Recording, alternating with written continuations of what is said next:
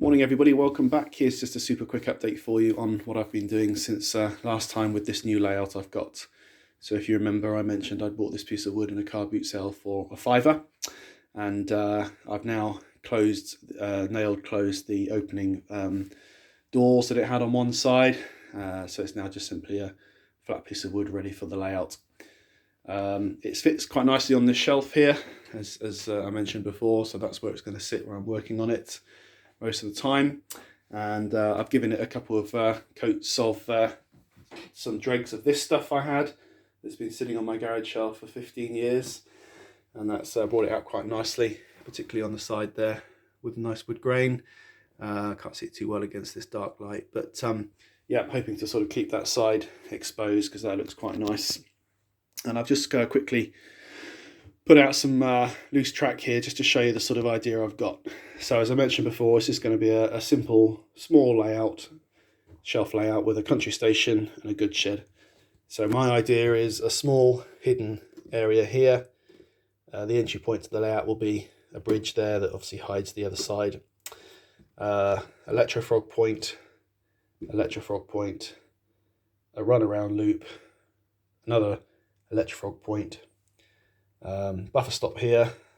So the idea there is that the train could come in, obviously drop its carriages, go in, reverse, back in, and then back out the other way again. So run around loop into the country station, and then another siding here, which takes us up to the goods shed with another buffer stop there. So super simple layout.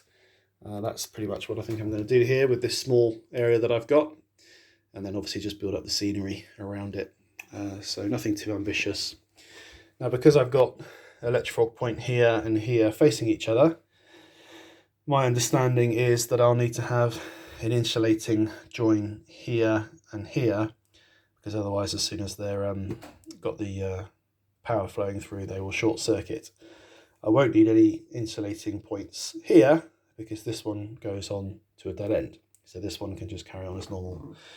If I've got that wrong, please give me a shout, but that's pretty much the wiring. So that means there'll need to be a power feed here, and because there'll be insulating joiners here and here, I'll also need a power feed here. Otherwise, of course, as soon as the train went past the insulating join, there'd be no power to it.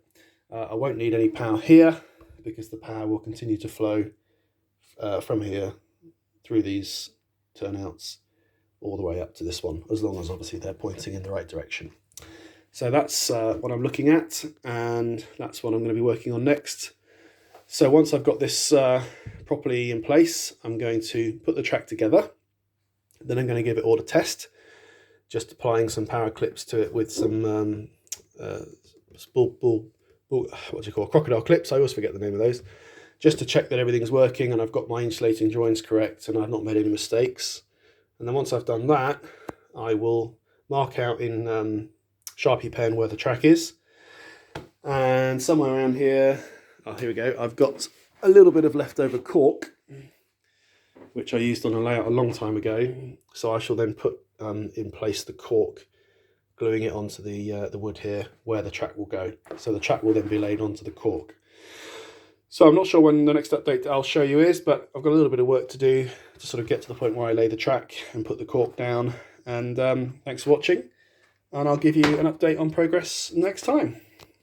See you again. Take care.